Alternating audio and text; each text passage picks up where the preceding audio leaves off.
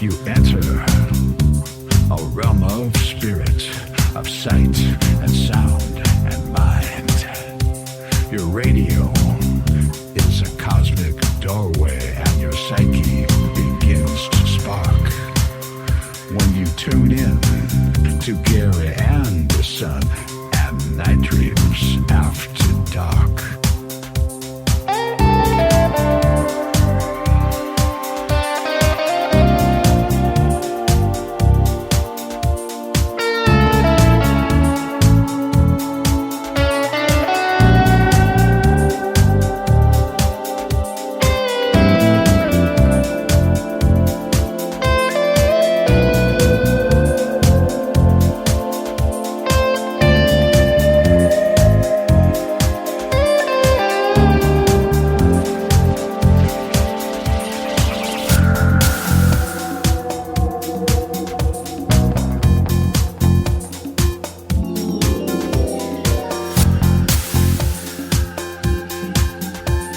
If you would like to hear Night Dreams Talk Radio on your local radio station, let them know.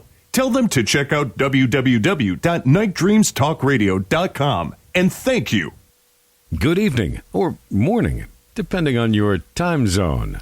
From the Pacific to the Atlantic to you worldwide. Get yourself a cup of Java and find a comfy, easy chair. And get ready for Gary and his guest on Night Dreams Talk Radio After Dark. And now, here's Gary. And here I am. Anyway, you're listening to Night Dreams Talk Radio. Our guest tonight is Earl Grey. He is a noted, person with MUFON. Also, I hear he plays a mean guitar, which he has not said anything about tonight. How long have you been playing a guitar anyway, Earl? Oh, goodness. Since I was about 12 years old, I wanted a drum set for Christmas.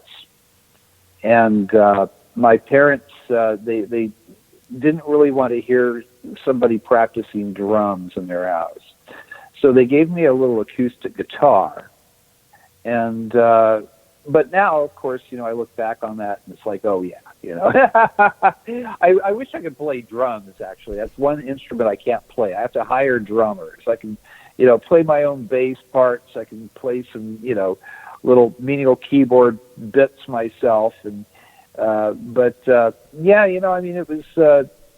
it was my parents sort of giving me the booby prize, they thought, but it wound up kind of taking over a huge chunk of my life. I'm a singer-songwriter, and I am a lead guitar player as well. I, kind of grew up listening to Beatles records and Rolling Stones and classic rock, and went from there to sort of progressive rock. And my guitar was always my companion, still is. I just have less time to play now than I used to because, I've been sort of invaded by aliens. Haven't we all?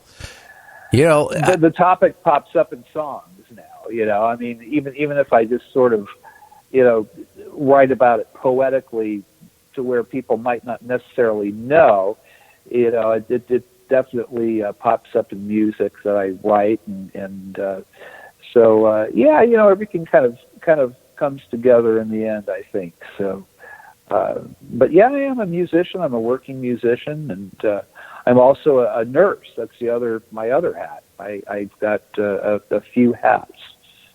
Oh, don't we all? Well, that is awesome, between playing the guitar, being a nurse, and going out and investigating.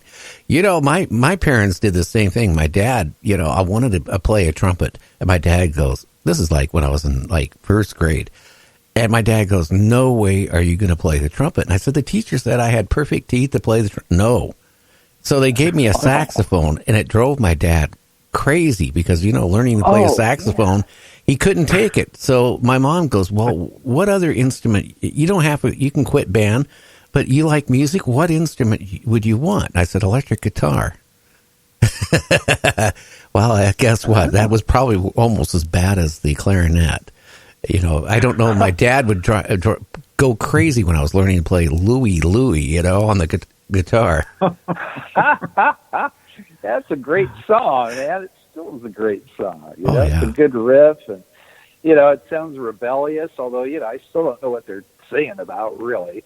That's the whole point, I guess. It is great stuff, and well, it's a vehicle of expression. That's what a lot of us need. I mean, obviously, you've got a talk show, so you love to express yourself, and I'm the same way. I mean, here's an interesting thing. I see a lot of musicians have had UFO encounters. That is a thing. A lot of creative people have had contact, or at least have had a close encounter.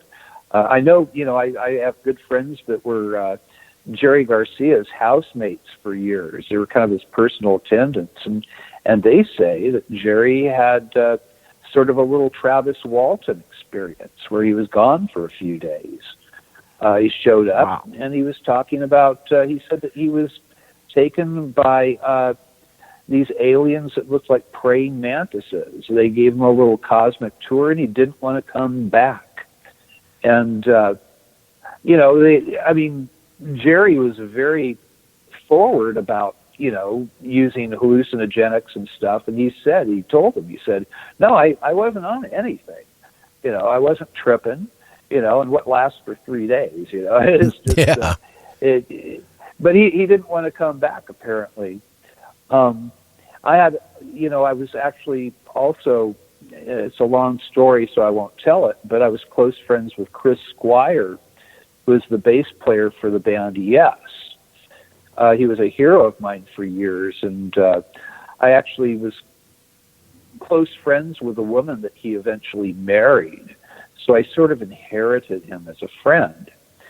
And he had a close encounter with a UFO back in 1977 when he was on tour with a band in the UK. They were in the middle of nowhere, and that's where this sort of thing usually happens. He was in what they call a caravan, which is like an RV, an American. It was him and a driver, and at this point, everybody in the band wanted their own little RV, right? And they didn't want to travel together. So, and he asked his driver to pull over. He wanted to use nature's bathroom, and he went out there to pee on a rock, more or less. And he feels like he's being watched, and he looks up in the sky, and lo and behold, Chris Squire saw, like 50 feet away, a full-on flying saucer. He said it had blue lights that were like spinning around. He said it was gaudy looking. It was ridiculous. It was from like a science fiction movie. But there it was, hanging over him. And again, it's like, well, Chris, what were you on? He said, nothing. We were taking turns driving, No, I wasn't on anything. We were going to do a big gig that night, and that changed his life. I had many, conversations with Chris over a few years about his interest in the phenomenon. And again, seeing and experiencing is believing, and that's Chris actually wrote a song after we had a talk about Jacques Vallée's "Us from the Future" hypothesis, where maybe some UFOs are time traveling humans coming back, and he was so stricken by the concept that he went and wrote a song called "Aliens Are Only Us from the Future." I guess my little 15 minutes of fame there is he wrote the song after we had this conversation about Jacques Vallée. But there are a lot of other musicians too. Dio apparently saw a UFO close up. Jimi Hendrix apparently had a contact experience. So for some reason, it seems like our visitors are interested in creative people, musicians. Well, that's an interesting little. Yeah, well, I think they're interested in also, that Ronald Reagan, saw a UFO, and Jimmy Carter. Yeah, I got to know a little bit of Reagan when he was president because my dad's best friend from Korea was James Gardner, which was also one of his close friends was Ronald Reagan, and I really idolized Ronald Reagan, and then James got me in touch with Ronald Reagan, and I remember a conversation I had with Ronald Reagan. I asked him about Star Wars. I said, "Is Star Wars?" I was really concerned. In the newspapers, they were talking about doomsday all the time with Russia, the Soviet, Union. That could nuke, us and all this stuff. It was going on in the newspapers big time at one point. And I asked him, I said, Star Wars is going to protect us against the Soviet Union. And he goes, well, he goes, it'll protect us from them out there. And then he said that, but he wouldn't say another word about it. I tried to say, wow. And I asked him, I said, do you mean out in space? And he wouldn't say another word about it. He just, he slipped up and he said this. Wow. And this is while he was president. I mean, he was sitting in the White House and he sits there and I asked him and it was like, but you know what? Being young, I was probably like in my early 20s. I was naive. I didn't even think about it. Years later, I associated, that little remark. I said, well, protect us against the Soviet Union. And when he said, no, it'll protect us, for them out there, that, he hit home. It took a long time before it hit me, but it hit. He said as much to the United Nations at one point, He said that the one thing that could bring humanity together, he said, imagine if we had a threat from outer space, how quickly we would forget about our differences and how we would work together. And he gave, you can go and you can Google it or bring it up on YouTube. It'll come right up for you. Reagan talking about space aliens to the United Nations. It was a thing, and he knew. I think that Reagan was certainly one of the presidents that knew about our visitors. I don't think that all of our presidents necessarily are privy to that information. But, of course, he had Bush Sr., who was the head of the CIA, as his vice president. And I think that Bush Sr. knew probably more than any of us. He was, from what I've heard, he knew an awful lot about this phenomenon and what's been going on. Well, I think so. You know about the Nixon and Jackie Gleason story, I'm guessing. Right? Oh, yeah. You've heard that one. Oh, yeah. And I believe that, too. I seriously do. Because all the presidents, before he got disgraced, he probably had the most power of any president we ever had. People feared worldwide Nixon. They really did. So if anybody would have had the authority to know about, aliens and UFOs, I really think he did. And I do buy that story about Jackie Gleason. He swore that to the day he died. He did. He told that to a lot of people. His wife confirmed it, and I guess, who else? There were a few people that confirmed that story. For anybody who's listening that doesn't know about it, apparently Nixon knew that Jackie Gleason had an interest in the phenomenon, and he drove a car himself. He didn't have a driver. He drove a car. He picked up Jackie Gleason and took him to a Air Force base in Florida and showed him aliens that they had in these glass vats, like you'd see on X-Files or Project Blue Book, the show, the same kind of scenario.